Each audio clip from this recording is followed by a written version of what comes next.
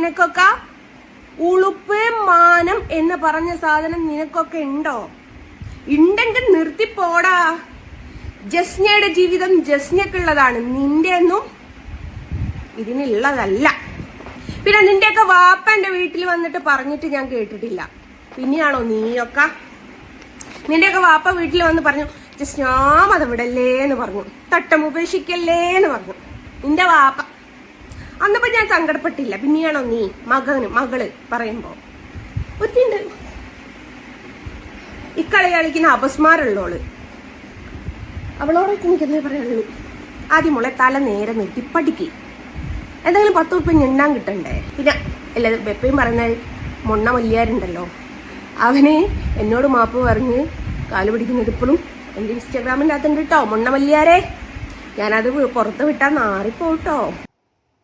തട്ടം ഉപേക്ഷിച്ചു എന്നെ പറയാൻ കാരണം എന്താ വെച്ചാല്, മതത്തിന്റെ പേരിൽ ടോർച്ചറിങ് സഹിക്കാൻ പറ്റാത്തത് കൊണ്ടാണ് തട്ടം ഉപേക്ഷിച്ചു എന്ന് പറഞ്ഞത്. എന്നിട്ടും എന്നെ വെറുതെ വിടാത്ത കുറച്ച് ഹസ്സന്മാരുണ്ട്. അപ്പൊ ഈ ഹസ്സൻ എനിക്ക് വാട്സപ്പിൽ മെസ്സേജ് അയച്ചു, മതത്തിന്റെ പേരും പറഞ്ഞ്. സോഷ്യൽ മീഡിയയിൽ ഇന്റർവ്യൂവിൽ മാന്യമായിട്ട് സംസാരിക്കുന്നോളെ. എടാ ഹസ്സ, മാന്യത കൊടുക്കേണ്ട ആൾക്കാരുടെ മുമ്പിൽ മാന്യമായിട്ട് തന്നെ ജസ്റ്റ് സംസാരിച്ചിട്ടുണ്ട്. നീ പേടിക്കണ്ട, നിന്റെ സ്ഥലം ലൊക്കേഷൻ ഒന്ന് വിട്ടുതന്നേക്ക്, ഞാൻ നാളെ നിന്നെ കാണാനും വരാം. അടിച്ച് നിന്നെ നേരിട്ട് കണ്ട അടിച്ച് നിന്റെ മോന്തയുടെ ഷേപ്പ് ഞാൻ മാറ്റുന്നു കേട്ടോ. ശ്മശാനത്ത് കിടക്കുന്ന തന്തയുടെ മോനെ. ഹലോ ജസ്ന സലീം, നിങ്ങൾക്ക് എന്നെ ഓർമ്മയുണ്ടാകുമെന്ന് കരുതുന്നു. എൻ്റെ പേര് ഹസൻ എന്നാണ്, സ്ഥലം കരുനാഗപ്പള്ളി. ഞാൻ നിങ്ങളോട് ചോദ്യം ചോദിക്കാൻ വേണ്ടിയിട്ടാണ്. നിങ്ങളുടെ ഒരു ഇൻ്റർവ്യൂ ഞാൻ കണ്ടിരുന്നു. അപ്പം ആ ചോദ്യത്തിന് നിങ്ങൾ മറുപടി പറയുന്നത് മാന്യമായിട്ടായിരിക്കുമോ അതോ തന്തയ്ക്കും തള്ളയ്ക്കും വിളിച്ചിട്ടാണോ എന്താണെന്നുള്ളത് അറിയില്ല. നിങ്ങൾ ഈ ചാനൽ ചർച്ചകളിലും അല്ലെങ്കിൽ ചാനലുകാർ വിളിക്കുമ്പോഴും ഈ മറ്റുള്ളവരൊക്കെ ഒന്ന് ഇൻ്റർവ്യൂ എടുക്കുമ്പോഴൊക്കെ നിങ്ങൾ മാന്യമായ ഭാഷയിലും സഭ്യമായ ഭാഷയിലും ഒക്കെ സംസാരിക്കുന്നത് കേൾക്കാറുണ്ട്. എന്നാൽ എന്നെപ്പോലെ ഉള്ളവർ ചോദിക്കുന്ന ന്യായമായ ചോദ്യങ്ങൾ, അത് ഞാൻ തനിയെ ഉണ്ടാക്കിയെടുക്കുന്ന ചോദ്യങ്ങളല്ല, നിങ്ങളുടെ വായിൽ നിന്ന് തന്നെ വീഴുന്ന തെറ്റുകൾ, പ്രത്യേകിച്ച് ഇസ്ലാം മതത്തെയും മുസ്ലിങ്ങളെയും തെറ്റിദ്ധരിപ്പിക്കുന്ന രീതിയിൽ നിങ്ങൾ നടത്തുന്ന പ്രസ്താവനകളിൽ നിന്നും ചോദ്യങ്ങൾ ചോദിക്കുമ്പോൾ നിങ്ങൾ തിരിച്ച് തെറിയാണ് വിളിക്കുന്നത്, മറുപടി ഒന്നും പറയാറില്ല.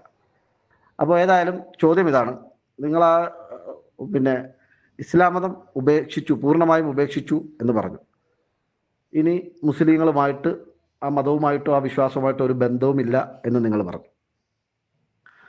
നല്ല കാര്യം, അതിന് ഉള്ള സ്വാതന്ത്ര്യം ജസ്ന സലീമിനുണ്ട്, ഭരണഘടന അത് തരുന്നുണ്ട്. നമുക്ക് ആർക്കും ഇഷ്ടമുള്ള മതം സ്വീകരിക്കാം, ഉപേക്ഷിക്കാം, വീണ്ടും സ്വീകരിക്കാം, ഉപേക്ഷിക്കാം, ഇതിനൊക്കെയുള്ള സ്വാതന്ത്ര്യമുണ്ട്. നിങ്ങൾ ആ സ്വാതന്ത്ര്യം ഉപയോഗപ്പെടുത്തി, ഓക്കെ, നല്ല കാര്യം. പക്ഷെ നിങ്ങൾ ആ ഇൻ്റർവ്യൂവിൽ പറയുന്നുണ്ടായിരുന്നു, നമ്മൾ മുസ്ലിം സ്ത്രീകൾ ഈ തട്ടം ഇടുമ്പോഴാണല്ലോ നമ്മളൊക്കെ മുസ്ലിങ്ങളാവുക, ആ തട്ടം ഉപേക്ഷിച്ചാൽ നമ്മൾ മുസ്ലിങ്ങളല്ലല്ലോ എന്ന് നിങ്ങൾ പറയുന്നുണ്ട്. ജസ്ന സലീം മദ്രസയിൽ 3-ാം ക്ലാസ് വരെയെങ്കിലും വേണ്ട 4-ാം ക്ലാസ് വരെയെങ്കിലും പോയിട്ടുണ്ടായിരുന്നുവെങ്കിൽ ഇത്തരത്തിലുള്ള വിഡ്ഢിത്തരങ്ങളും അറിവില്ലായ്മയും പറയില്ലായിരുന്നു. ഒരു പുരുഷൻ മുസ്ലിം ആവുന്നത് സുന്നത്ത് ചെയ്യുമ്പോഴും ഒരു സ്ത്രീ മുസ്ലിം ആവുന്നത് തട്ടമിടുമ്പോഴുമല്ല. നിങ്ങൾ ആദ്യം അത് പഠിക്കുക. അപ്പോൾ ഇത്തരത്തിൽ ഒരു ചുക്കുമറിയാതെ ഈ മതത്തെ ഇങ്ങനെ തെറ്റിദ്ധരിപ്പിച്ച് ജസ്ന സലീം കോടാനുകോടി സമ്പാദിച്ചെന്ന് പറഞ്ഞാലും നാളെ തിരിഞ്ഞു നോക്കുമ്പോൾ മനസാക്ഷി ഉള്ളവർക്ക് ഒരു മനസാക്ഷി കുത്ത് അനുഭവപ്പെടും. 1. 2, നിങ്ങൾ പെരുന്നാൾ ആശംസ മുസ്ലിങ്ങൾക്ക് കോയാമാർക്ക് ഇതാ എൻ്റെ വക പെരുന്നാൾ ആശംസകളെന്ന് പറഞ്ഞു വന്നു. കോയാമാരെന്ന് ഉദ്ദേശിച്ചത് ചിലപ്പം ജസ്ന സലീമിൻ്റെ വാപ്പ അടക്കമുള്ള ഉമ്മ അടക്കമുള്ള മുസ്ലിം വിശ്വാസി സമുദായത്തെ ആയിരിക്കുമല്ലോ സ്വാഭാവികമായിട്ടും. പിന്നെ ഞങ്ങളെപ്പോലെയുള്ള മുസ്ലിങ്ങൾക്ക്, ഞങ്ങളെപ്പോലെ എന്ന് പറഞ്ഞാൽ ജസ്ന സലീമിനെ പോലെ കപട വിശ്വാസി അല്ലാത്ത ഞങ്ങളെപ്പോലെയുള്ള മുസ്ലിങ്ങൾക്ക് ജസ്ന സലീമിൻ്റെ പെരുന്നാൾ ആശംസയോ റംസാൻ ആശംസയോ ആവശ്യമില്ല. നിങ്ങളുടെ നിഴല് പോലും ഈ സമുദായത്തിൻ്റെ നേർക്ക് വരരുത് എന്നുള്ളതാണ് ഞങ്ങളുടെ ആഗ്രഹം. മനസ്സിലായോ? നിങ്ങൾ പോയി, ഇസ്ലാം മതം ഉപേക്ഷിച്ച് നിങ്ങൾ പോയി. ഇനി നിങ്ങളുടെ ആശംസയും വേണ്ട, നിങ്ങളുടെ അനുമോദനങ്ങളും വേണ്ട, നിങ്ങളുടെ അഭിനന്ദനങ്ങളും ഈ സമുദായത്തിന് വേണ്ട. അപ്പോൾ നിങ്ങൾ ചോദിക്കും ഞാൻ ആരാണെന്ന്, അല്ലേ? ഞാനും ഈ സമുദായത്തിൽ ഒരംഗമാണ്. താങ്കളെ പോലെ ഉള്ളവർ ഈ മതത്തിനെതിരെ നടത്തുന്ന തെറ്റിദ്ധാരണകളെ ജനങ്ങൾക്ക് മുമ്പിൽ തുറന്നു കാണിക്കാൻ ബാധ്യസ്ഥരായ ഒരാളാണ്. പിന്നെ ഇൻ്റർവ്യൂവിൽ ജസ്ന സലീം പറഞ്ഞിരുന്നു, ഭർത്താവിനോട് പറഞ്ഞിട്ടുണ്ട് നിങ്ങളുടെ ഭാര്യ ഞാനാണ് എന്ന് പറയരുതെന്ന്. കാരണം അദ്ദേഹത്തിന് ദുബായിൽ അതിൻ്റേതായ പ്രയാസങ്ങൾ ഉണ്ടാവുന്നതുകൊണ്ട്. ഇതിനേക്കാളും ഗതികെട്ട ഒരവസ്ഥ ജസ്ന സലീമിനെന്നല്ല ആർക്കും വരാതിരിക്കട്ടെ. വിദേശ രാജ്യത്ത് ജോലി ചെയ്യുന്ന ഒരു പുരുഷൻ തൻ്റെ ഭാര്യയുടെ പേര് പോലും മറച്ചു വെക്കേണ്ടി വരുന്നുവെങ്കിൽ എന്തിനാ ജസ്ന ഈ മേത്തന്മാരുടെ നാട്ടിൽ പോയി കിടന്ന് ഈ പണം ഉണ്ടാക്കേണ്ട ആവശ്യമുണ്ടോ? ജസ്ന സലീമിന് ഇവിടെ ഇഷ്ടം പോലെ പണം കിട്ടുന്നില്ലേ? ഇഷ്ടം പോലെ ജനപിന്തുണ കിട്ടുന്നില്ലേ? എന്തിനാണ് അയാൾ ഈ കോയാമാരുടെ നാട്ടിൽ പോയി കിടന്ന് പണം ഉണ്ടാക്കുന്നത്? എന്തിനാണ് ഈ കാക്കാമാരുടെ നാട്ടിൽ പോയി കിടന്ന് പണം ഉണ്ടാക്കുന്നത്? എന്തിനാണ് ജസ്ന സലീമിനെയും കുടുംബത്തെയും വേട്ടയാടുന്ന ഈ കോയാമാരുടെ, ഈ തീവ്രവാദികളുടെ, ഈ ഭീകരവാദികളുടെ നാട്ടിലെ പണം പോയി ഉണ്ടാക്കി കൊണ്ടുവന്ന് ഭാര്യയ്ക്കും മക്കൾക്കും ചെലവിന് കൊടുക്കേണ്ട ആവശ്യമുണ്ടോ? ജയ് സംഘശക്തി എന്ന് പറഞ്ഞ് ജീവിക്കുന്ന ജസ്ന സലീം ഭർത്താവിനെ ബോധവൽക്കരിച്ച് തിരിച്ച് നാട്ടിലെത്തിക്കാനുള്ള ശ്രമങ്ങൾ നടത്തിയല്ലേ വേണ്ടത്? അതല്ലേ അന്തസ്സുള്ള ജീവിതം? ആലോചിക്ക്. ഇതിൻ്റെ പേരിൽ എൻ്റെ മെക്കിട്ട് കയറിയിട്ടോ എൻ്റെ തന്തയ്ക്കും തള്ളയ്ക്കും വിളിച്ചിട്ടൊരു കാര്യമില്ല കേട്ടോ. എടാ മോനെ ഹസ്സ, നിനക്കുള്ള മറുപടി ഒരു അരമണിക്കൂറിൻ്റെ അകം ഞാൻ തരാം കേട്ടോ. ഒരു അരമണിക്കൂർ ഹസ്സനൊന്ന് ചത്തുപോയ തന്തനെ വിചാരിച്ചിട്ട് ഒന്ന് ക്ഷമിച്ച് നിൽക്ക്. എനിക്ക് ഇവിടുന്ന് കൊയിലാണ്ടി സ്റ്റേഷനിൽ പോകേണ്ട ഒരു കാര്യം. ഇന്ന് നിന്റെ പേരിൽ ഒരു തീരുമാനം സ്റ്റേഷനിൽ എനിക്ക് എടുത്ത് തന്നിട്ടില്ല അച്ഛാ. ഞാൻ ഇന്ന് അവിടെ നിരാഹാരം കുത്തിരിക്കും. ഒരു അരമണിക്കൂർ ഹസ്സ, നീ ചത്തുപോയ തന്തൻ്റെ കബറുംപുറത്തല്ല ശ്മശാനത്ത് പോയി വരുമ്പോഴേക്കും ഞാൻ മറുപടി തരാം കേട്ടോ. നല്ല സംസ്കാരം. ഞാൻ ആദ്യമേ നിങ്ങളിൽ നിന്ന് ഇതാണ് നമ്മൾ പ്രതീക്ഷിച്ചത്. തിരിച്ച് തന്തയ്ക്കും തള്ളയ്ക്കും വിളിക്കും എന്ന് തന്നെ പ്രതീക്ഷിച്ചുകൊണ്ടാണ് വോയിസ് അയച്ചത്. പിന്നെ നിങ്ങൾ ഈ പോലീസ് സ്റ്റേഷനിൽ പോയി നമ്മളെ കേസ് കൊടുത്ത് അകത്താക്കും, അല്ലെങ്കിൽ എന്താ പറയുക, നമ്മളെ എന്നേക്കുമായി നശിപ്പിക്കും, നിങ്ങളുടെ അറിവില്ലായ്മ കൊണ്ടാണ്. നിങ്ങൾ കേവലം വ്യക്തിപരമായിട്ടല്ല, നിങ്ങൾ മുസ്ലിം സമുദായത്തിന് നേർക്കാണ്. നിങ്ങൾക്ക് എന്നോട് എന്തെങ്കിലും തരത്തിലുള്ള വ്യക്തി വൈരാഗ്യം ഉണ്ടാവേണ്ട കാര്യമില്ല. ഞാനും ജസ്ന സലീമും തമ്മിൽ വ്യക്തിപരമായ ഒരു അലിഗേഷൻസും ഇല്ല. നിങ്ങൾക്ക് എന്നോടും വ്യക്തിപരമായ എന്തെങ്കിലും ഇത് ഉണ്ടാവേണ്ട ആവശ്യമില്ല. സമുദായത്തിനെതിരെ, മുസ്ലിം സമുദായത്തിനെതിരെ വിദ്വേഷ പരാമർശങ്ങൾ നടത്തുന്ന ജസ്ന സലീം ആ പരിപാടി അവസാനിപ്പിച്ച് വിടുത്ത മുസ്ലിം സമുദായത്തോട് മാപ്പ് പറയുക, ക്ഷമ ചോദിക്കുക, മുസ്ലിം സമുദായത്തോട് ക്ഷമ ചോദിക്കുക. അന്യമതസ്ഥരെല്ലാം നരകത്തിലെ വിറകുകൊള്ളികളാണ് എന്ന് ഖുർആനിൽ പഠിപ്പിക്കുന്നു, അല്ല മദ്രസകളിൽ പഠിപ്പിക്കുന്നു എന്ന പച്ചക്കള്ളം പറഞ്ഞ ആളാണ് നിങ്ങൾ. പച്ചയായ മുസ്ലിം പിന്നെ വിദ്വേഷ പരാമർശം, അത് ഞങ്ങളുടെ കയ്യിൽ ഇരിപ്പുണ്ട് ആ രേഖകൾ, മനസ്സിലായോ? അതുപോലെ തന്നെ ഇവിടുത്തെ കോടതി, ഹൈക്കോടതി, നിങ്ങൾ കലാപാഹ്വാനത്തിന് നിങ്ങൾക്കെതിരെ കേസെടുക്കാൻ നിർദ്ദേശം നൽകിയ കോടതി അത്തരത്തിൽ സമൂഹത്തിൽ കുഴപ്പമുണ്ടാക്കുന്ന ഒരാളാണെന്ന് കോടതി പോലും നിരീക്ഷിച്ച ആളാണ് നിങ്ങൾ. ആ നിങ്ങളാണ് ഞങ്ങളെ ഭീഷണിപ്പെടുത്തുന്നത്. അതുകൊണ്ട് ജസ്ന സലീം എന്ന സ്ത്രീ മുസ്ലിം സമുദായത്തിനെതിരെ നടത്തുന്ന എനിക്ക് മറുപടി എന്ന നിലയിൽ ന്യൂസ് 18 ചാനൽ നിങ്ങളുടെ റിപ്പോർട്ടറോട് പറയുകയുണ്ടായി, ഇവർ തന്നെയാണ് ഹിന്ദു സമുദായത്തെ കുറ്റപ്പെടുത്തുന്നത്. ഞങ്ങൾ എവിടെയാണ് ഹിന്ദു സമുദായത്തെ കുറ്റപ്പെടുത്തിയത്? ഹിന്ദു സമുദായത്തെ കുറ്റപ്പെടുത്തിയ ഏതെങ്കിലും ഒരു സ്റ്റേറ്റ്മെന്റ്, ഞാൻ നടത്തിയൊരു സ്റ്റേറ്റ്മെന്റ് ജസ്ന സലീമിന് കാണിച്ചു തരാമോ? ജസ്ന സലീം ഹിന്ദു സമുദായത്തെ, മുസ്ലിം സമുദായത്തെ അപമാനിച്ച 100 കണക്കിന് സ്റ്റേറ്റ്മെന്റ് ഞങ്ങൾ കാണിച്ചു തരാം. അതുകൊണ്ട് നിങ്ങളുടെ മുമ്പിൽ ഞാൻ മുമ്പ് നടത്തിയൊരു വെല്ലുവിളി ഇപ്പോഴും അവിടെ തന്നെ നിൽക്കുകയാണ്. 10 ലക്ഷം രൂപ ജസ്ന സലീമിന് തരാം. അന്യമത വിശ്വാസികളൊക്കെ നരകത്തിലെ വിറകുകൊള്ളികളാണെന്ന് മദ്രസയിൽ പഠിപ്പിക്കുന്നു. മദ്രസയുടെ പടി കണ്ടിട്ടില്ലാത്ത ജസ്ന സലീം മുസ്ലിം സമുദായത്തിനെതിരെ വിദ്വേഷം പ്രചരിപ്പിക്കുന്നു.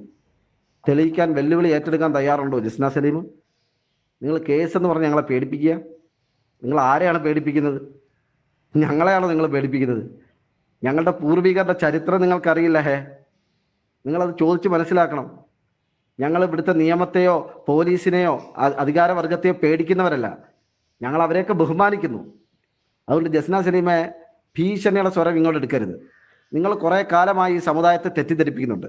ഞാൻ വീണ്ടും പറയുന്നു, നിങ്ങൾ ഈ സമുദായത്തിനെതിരെ നടത്തിയ ആരോപണങ്ങൾ, മദ്രസകളിൽ വർഗീയത പഠിപ്പിക്കുന്നു എന്ന് പറഞ്ഞ നിങ്ങൾ ആ സ്റ്റേറ്റ്മെന്റ് തിരുത്തി പൊതുസമൂഹത്തിനോട് മാപ്പ് ചോദിക്കണം. പ്രത്യേകിച്ച് മുസ്ലിം സമുദായത്തിനോട് നിങ്ങൾ മാപ്പ് ചോദിക്കണം. നിങ്ങൾ എനിക്ക് അങ്ങനെ ഒരു തെറ്റ് പറ്റിപ്പോയി, ഞാൻ ക്ഷമ ചോദിക്കുന്നു എന്ന് ജസ്ന സലീം മാപ്പ് ചോദിക്കുന്നുവോ അതുവരെ നിങ്ങളുടെ നുണപ്രചരണങ്ങൾ, നിങ്ങളുടെ വിദ്വേഷ പ്രചരണങ്ങൾ, നിങ്ങളുടെ വർഗീയ ധ്രുവീകരണം, നിങ്ങളുടെ വിഭാഗീയത മുഴുവനും ഞങ്ങൾ തുറന്നു കാണിച്ചുകൊണ്ടേയിരിക്കും, പുറത്തു കൊണ്ടുവരും. അതിലൊരു തർക്കവുമില്ല, അതിലൊരു വിട്ടുവീഴ്ചയില്ല. പിന്നെ ജസ്ന സലീം എൻ്റെ വാപ്പ ഖബറിലല്ല ശ്മശാനത്തിലെന്ന് പറയുണ്ടായി. കൊല്ലം ജില്ലയിൽ കരുനാഗപ്പള്ളി താലൂക്കിൽ കോഴിക്കോട് എന്ന് പറയുന്ന ഗ്രാമത്തിലെ ഇസ്ലാഹുൽ മുസ്ലിമീൻ മഹലിൻ്റെ ആ ഖബർസ്ഥാനിൽ എൻ്റെ വാപ്പ അന്തി ഉറങ്ങുകയാണ്. കഴിഞ്ഞ 30-32 വർഷത്തോളമായി.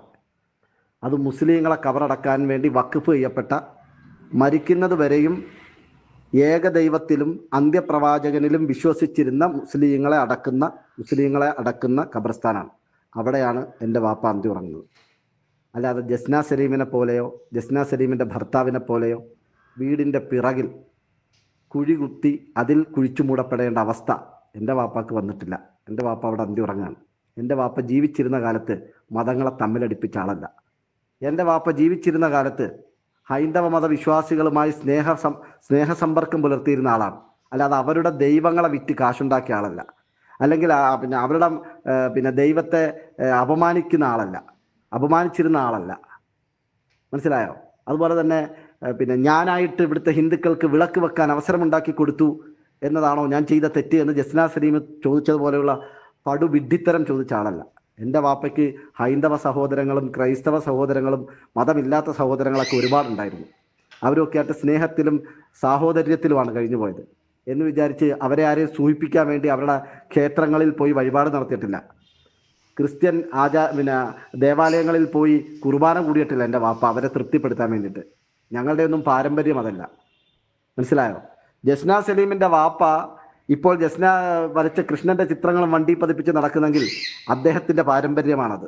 മനസ്സിലായോ? ജസ്ന സലീമിൻ്റെ വാപ്പ പണ്ട് കൃഷ്ണനെ വരച്ച് വിറ്റിട്ടുണ്ടാവും. അല്ലെങ്കിൽ ഹിന്ദുക്കളെ സൂചിപ്പിക്കാൻ വേണ്ടിയിട്ട്, അല്ലെങ്കിൽ ഇങ്ങനെയാണ് ഹിന്ദുക്കളുമായി ചേർന്ന് പോകേണ്ടതെന്ന് കരുതിയിട്ട് അവരുടെ ദൈവങ്ങളെ വിറ്റ് അവരെ ചൂഷണം ചെയ്തിട്ടുണ്ടാവും. ആ സംസ്കാരം ആ വാപ്പയ്ക്ക് ഉള്ളതുകൊണ്ടായിരിക്കും അത് മകൾക്ക് പകർന്നു കിട്ടിയത്. ആ വാപ്പയും മകളും നാളെ വീടിൻ്റെ പിറകിൽ കുഴി കുത്തി അതിൽ അടങ്ങാൻ ആഗ്രഹിക്കുന്നവരാണ് എന്ന് നിങ്ങൾ തന്നെ പറഞ്ഞിട്ടുണ്ട്. അപ്പോൾ അത് വെച്ചിട്ട് നിങ്ങൾ ബാക്കി എല്ലാവരെയും വിലയിരുത്തരുത്. ഞങ്ങൾക്ക് പറയാനൊരു പള്ളിയുണ്ട്, ഞങ്ങൾക്ക് പറയാനൊരു മഹലുണ്ട്. മനസ്സിലായോ? നിങ്ങളാണ് അഡ്രസ്സ് ഇല്ലാത്തവർ. ഈ സമുദായത്തെ നിങ്ങൾ തെറ്റിദ്ധരിപ്പിച്ചതിൻ്റെ പേരിൽ, ഈ സമുദായത്തെക്കുറിച്ച് നിങ്ങൾ ഇല്ലാത്ത കഥകൾ പ്രചരിപ്പിച്ചതിൻ്റെ പേരിൽ അഡ്രസ്സ് ഇല്ലാതായവരാണ് നിങ്ങൾ. മനസ്സിലായോ? നിങ്ങൾക്ക് ഈ പറയപ്പെട്ട സമുദായം, നിങ്ങളുടെ നാട്ടിൽ ഈ സമുദായം, ഈ നാട്ടുകാർ നിങ്ങൾക്ക് തരുന്ന വില എന്താണെന്ന് ഞങ്ങൾക്ക് നന്നായിട്ട് അറിയാം. നിങ്ങളുടെ നാട്ടിൽ ഒരു പറ്റം വരുന്ന യുവാക്കൾ അസ്വസ്ഥരാണ്. നിങ്ങളെ ആ മഹലിൽ നിന്ന് പുറത്താക്കാത്തതിൽ വലിയ അമർശമുണ്ട്. അവിടെ അടുത്ത പൊതുയോഗത്തിൽ ജസ്ന സലീമിനെ പോലെയുള്ള ഒരു മുനാഫിക്കിനെ ഒരു മുർത്തദിനെ എന്തിന് ഈ മഹലിൽ വെച്ചുകൊണ്ടിരിക്കുന്നു എന്ന് ചോദ്യം ചോദിക്കാൻ ആർജവമുള്ള ചെറുപ്പക്കാർ അവിടെ ഉണ്ട്. അറിയോ നിങ്ങൾക്ക്? എന്നിട്ട് ഞങ്ങളെ ഭീഷണിപ്പെടുത്തുക. ഒന്ന് സഹോദരി, നിങ്ങളുടെ ഇത്തരം നമ്പറുകളും പിപ്പിടികളും ഒന്നും നമ്മുടെ അടുത്ത് ചിലവാവില്ല. നിങ്ങളെ സൂചിപ്പിക്കുന്ന ചോദ്യങ്ങൾ ചോദിക്കുന്ന അശ്വതി അടക്കമുള്ള മാധ്യമപ്രവർത്തകരുണ്ടല്ലോ, നിങ്ങളെ ചാനൽ ചർച്ചയിൽ ന്യൂസ് 80യുടെ ചർച്ചയിൽ വിളിച്ചിരുത്തിയ ശ്രീമതി അശ്വതിയെ പോലെ ജസ്ന സലീം എന്തോ വലിയ സംഭവമാണ്, വലിയ ഭവ്യതയോടുകൂടി അവർ സംസാരിച്ചല്ലോ. അതുപോലെ ഞങ്ങൾക്ക് നിങ്ങളെ ഭവ്യതയോടുകൂടി കാണേണ്ട കാര്യമില്ല. കാരണം നിങ്ങൾ ഒരു സമുദായത്തിൻ്റെയും ആദരവ് അർഹിക്കാത്തൊരു സ്ത്രീയാണ്. നിങ്ങളെ ജനങ്ങൾ തിരിച്ചറിഞ്ഞിരിക്കുന്നു. അതാദ്യം മനസ്സിലാക്കുക. സ്വന്തമായ വ്യക്തിത്വമില്ലാത്ത ആർക്കും സംഭവിക്കുന്ന അധപ്പതനമാണ് ജസ്ന സലീമിന് സംഭവിച്ചത്. എന്നിട്ട് നിങ്ങൾ ഞങ്ങളെ ഭീഷണിപ്പെടുത്തുക, കേസ് കൊടുക്കും കോടതിയിൽ. 100 കണക്കിന് കേസാണ് നിങ്ങൾക്കെതിരെ ഞങ്ങൾ കൊടുത്തിരിക്കുന്നത്. നടപടി ഉണ്ടായിട്ടില്ല. അധികം വൈകാതെ നടപടി ഉണ്ടാകുന്ന പ്രതീക്ഷയിലാണ് ഞങ്ങൾ. സമൂഹത്തിൻ്റെ സ്വസ്ഥത കെടുത്തുന്ന, രണ്ട് മതവിശ്വാസികളുടെ സമാധാനാന്തരീക്ഷം തകർക്കുന്ന ഒരു വിഷമായി, ജനങ്ങൾക്കിടയിൽ ഭിന്നിപ്പുണ്ടാക്കുന്ന ഒരു മാരക വൈറസായി ജസ്ന സലീം ഇവിടെ പ്രവർത്തിക്കുന്നു. അവരെ പൂട്ടണം, നിയമപരമായി അവരെ തടയണം, മാതൃകാപരമായി അവരെ ശിക്ഷിക്കണം എന്ന് ഞങ്ങൾ പരാതി കൊടുത്തിട്ടുണ്ട്. അതിന് നടപടി വരുമെന്ന് ഞങ്ങൾ നോക്കട്ടെ. നിങ്ങൾ ഞങ്ങളെ ഭീഷണിപ്പെടുത്തുക. നിന്റെ തന്ത ഏത് മറ്റെടുത്ത് കിടന്നുറങ്ങിയാൽ എനിക്കെന്താടാ? ആ ശ്മശാനത്ത് പോയി വാ, അന്നപ്പോൾക്ക് നിനക്ക് മറുപടി കിട്ടും കേട്ടോ.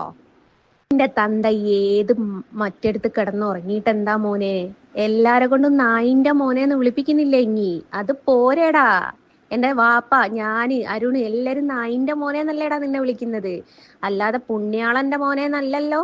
അപ്പൊ നിന്റെ തന്തക്ക് നല്ല പേരാണെന്ന് മനസ്സിലായല്ലോ. ഏതായാലും ഞാൻ സ്റ്റേഷനിലേക്ക് ഏൽപ്പിച്ചു കൊടുക്കാം കേട്ടോ. നീ പേടിക്കണ്ട. നിന്റെ സ്ഥലം ലൊക്കേഷൻ ഒന്ന് വിട്ടു തന്നേക്ക്. ഞാൻ നാളെ നിന്നെ കാണാനും വരാം. നിന്നെ നേരിട്ട് അടിച്ച് നിന്റെ മോന്തയുടെ ഷേപ്പ് ഞാൻ മാറ്റുന്നു കേട്ടോ. ശ്മശാനത്ത് കിടക്കുന്ന തന്തയുടെ മോനെ. എന്നെ ജസ്ന സലീം എത്ര തന്തയ്ക്ക് വിളിച്ചാലും എനിക്കൊരു പ്രശ്നമില്ല. അതിലെനിക്ക് എന്താ പറയുക, ഒരു തരത്തിലുള്ള മാനസിക ബുദ്ധിമുട്ടൊന്നുമില്ല. കാരണം ഞാൻ ജസ്ന സലീം സമൂഹത്തിലുണ്ടാക്കുന്ന വിഭാഗീയതയും സമൂഹത്തിലുണ്ടാക്കുന്ന ഗുരുതരമായ വർഗീയതയും ചോദ്യം ചെയ്യുന്ന ആളാണ്. അത് തുടർന്നുകൊണ്ടേയിരിക്കും.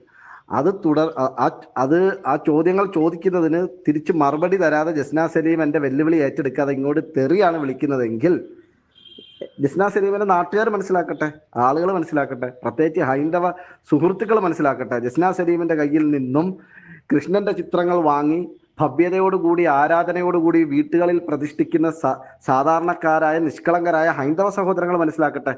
ഇതുപോലെ ഒരുത്തിയിൽ നിന്നാണോ നമ്മൾ ചിത്രങ്ങൾ വാങ്ങേണ്ടത്?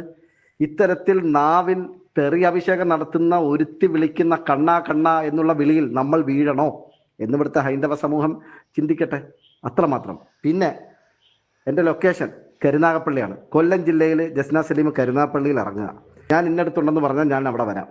അവിടെ വന്നിട്ട് ജസ്ന സലീമിന് എന്നെ തല്ലണമെങ്കിൽ തല്ലാം, കൊല്ലണമെങ്കിൽ കൊല്ലാം, എന്ത് വേണമെങ്കിലും ചെയ്യാം. പിന്നെ മറ്റൊരു കാര്യം ഞാൻ പറയാം.